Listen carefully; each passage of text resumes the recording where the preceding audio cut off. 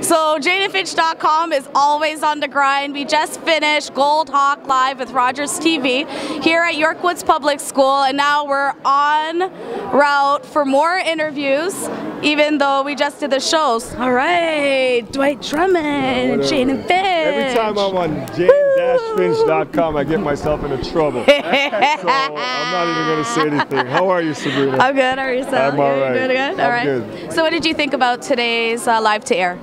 It was interesting. You know, it's nice to be able to air your opinions in a forum like this, but people got to understand it's your opinion, and it's going to take all of our collective opinions to fix this problem. No one person has the answer to this.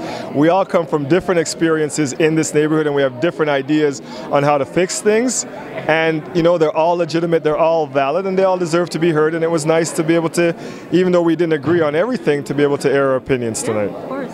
So. And it is that collaboration of thoughts and experiences, because no one person has the answer. No, and sometimes you have to find a middle ground, but as long as your aim is the same, to make life for people in this neighborhood better, then I'm willing to work with anybody, whether I agree with them or not. So what was your take when you got the call from Rogers? Did you expect the request? You know what, I've had a request to be on Goldhawk before, and I wasn't able to make it. But then when he said it was about Jane and Finch, I was like, okay, I have to make it. I have to figure out a way. And I'm sorry, babysitter, I'm going to be a little late, but I'm just talking to this lady for a minute. But yeah, I had to make it, because you know how important this community is to me. I'm from here, my wife's from here. You know, I'm a Jane and Fincher, and whether I live here anymore or not, I will always be connected with this community. Is there any words of encouragement that you'd like our viewers or hits to take in? You know, as I said up there, man, stop believing the hype, okay? You know, Oscar Wilde said to define is to limit. Stop letting other people define who you are. Whatever you're into, whatever you're about, you're allowed to be that. You don't have to be a certain way, act a certain way, look a certain way because you're from this neighborhood. It is not all good in the hood, no matter what the rap songs say, all right? Like, I had a teacher up here tell me that she had a kid who was hiding to read because it wasn't cool to like reading. You know what, kid? That reading is going to help you to be successful in life. I don't want you to feel that you have to hide it, and I'm sorry you do, but keep reading. You know, and it's so sad that we're convincing these kids that the things that they need to be successful are nerdy things, and they're from the hood and they have to be bad and this and that. We're like hurting them so much by having them buy into that foolishness, and that drives me crazy. So our kids are more than rappers and ballers. Come on, there are more black cardiologists in the US than there are black men in the NBA. So you stand a better chance of becoming a heart doctor than you do of becoming a professional basketball player, and that's a fact. All right. Stick to the facts. JaneFinch.com. So how are you, Dale? I'm fine. I'm just fine, Sabrina. And how are you? I'm doing good. I'm doing good. I'm was on that a high. Was that a valuable experience as far as you're concerned? I think series of these experiences and moving those experiences, those people in the chairs, and getting more of a collective voice. Surely you got to get everybody together to talk about it as a first step, right? Exactly. Yeah. So it's definitely a good first step. Yeah, I agree with that. So what was your experience like being in Jane and Finch to do a piece like this? Well, it's great. I mean, I've been a news guy for 41 years, so I've done a lot of stories on the ground in Jane Finch. I'm familiar with the area, but I've never been able to bring a live television show to the neighborhood, hook up a bunch of people in the audience from the neighborhood, get some good guests on the stage, and also take telephone calls from across Toronto. So I thought altogether, for somebody just watching, it was kind of a nice blend of different points of view in the main. There are other things I would have liked to discuss. There are other areas I think we should have gotten into, but you know what? It was only an hour. Yeah. We need either other shows or more time. I think this is a pretty effective way to explain a neighborhood, both to the neighborhood and to the wider community as well.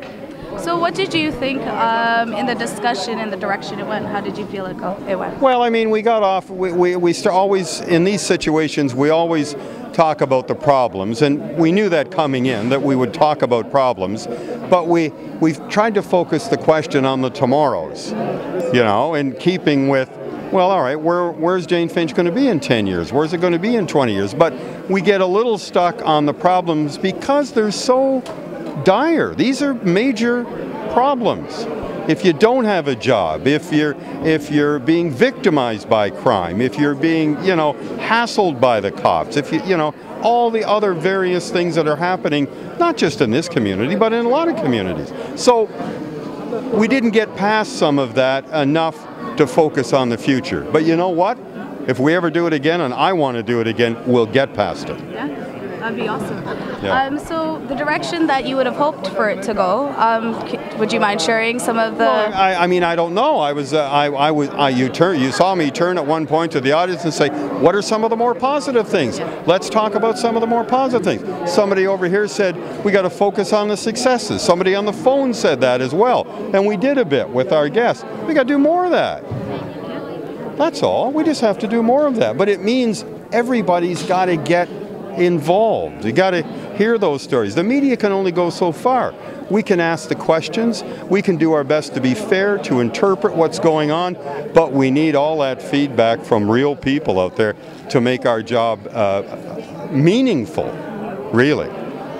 So doing this story today and the interaction you had with the community, has any misconceptions been challenged today for you? Oh, I never thought, I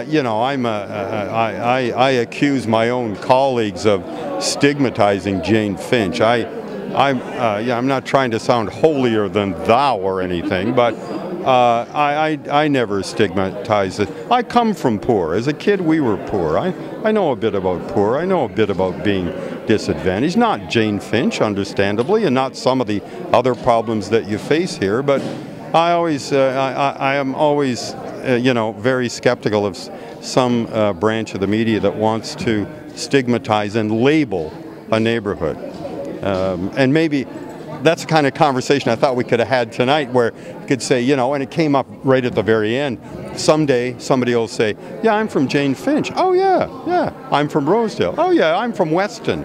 "Oh yeah, I'm from Downsview." And that it would be the same, right? We're not there yet. We're not there yet, So in closing, is there anything you'd like to share with our viewers? I've shared quite a bit, haven't I? I don't know what there is. I don't know what there's left to share. It was a good experience. So sorry. I've been a journalist, as I said, for God knows way too long, and not a day goes by, and this is the perk of my job, when I didn't learn something. And so tonight, as much as I know about this city, I've lived here 1,000 years, and as much as I know about Jane and Finch, I still learn things tonight, and that's important for me to put it into perspective in all the things that I write about and all the things I talk about. Now I've got a better understanding, just a bit of a better understanding about what's going on right today, and that's my takeaway gift. So I'm with Anthony Perruzza, our local councillor. How are you today? I'm very good, Sabrina. So what did you think of the live TR broadcast? I think it's good. I think that if we can get the media to come into this area and to some degree focus in on some of the positive things that are going on in the community and some of the great things that are being done here, I think that goes a long way for us. For example, one of the things that we didn't get to talk about during the program, obviously because it's the very brief period, this area is a smoldering hot pot of great ideas. For example, the microloans program that the Black Creek Community Capacity Project has been working on in conjunction with York University. Novel idea, never been done here, something that's coming from the community, grassroots, up, instead of some, being produced by some high-priced consultant down at City Hall, top down, and it's a shame that we didn't get to talk about things like that, but those are the kinds of things that would be very good to engage people in. Yeah. So what were some of the highlights for you? I think there were a lot of interesting questions from the audience, but what I found was very good is that people didn't focus in. Yes, they addressed some of the problems that we experience in the area, but they also focused in on where do we go from here? What are the opportunities? How do we make it better? How do we better connect people? How do we make the area better? That's very good. Because that to me speaks of optimism, and optimism, when you have that, it's so much better to work with than pessimism. Yeah. So you walking away from this experience, what is something you as a councillor that you can take on right now to do? Well, you know what, this is always good because what it does is it always regrounds you, refocuses you. What happens is you come into the community, you engage people, then you go back down to City Hall and they bury you in the paper, they bury you in the reports, they bury you in the budget documents, they bury you in the big policy issues across the city, and you spend so much time working on that sometimes you know, you lose focus and you don't give the time and attention to the local community issues that you need to do and that you need to commit to, and this is good because what it does is it refocuses you, you know, and it re-energizes you about what's important for the neighborhood that you represent. And the city is great, but you also have to take care of home first. Yeah. So in closing, there's the possible strike. Any inside scoop? I'm hoping that city services continue throughout the summer. I don't think that any of us are looking forward to to the possible disruption of any of those services, whether it's garbage collection or daycare services or recreational programs and community centers. You know, we need to keep all of that stuff going. And I'm hoping that we're able. You know, they're still talking, and I'm hoping that we're able to get through this impasse and move forward. Okay. Thank you so much, Anthony.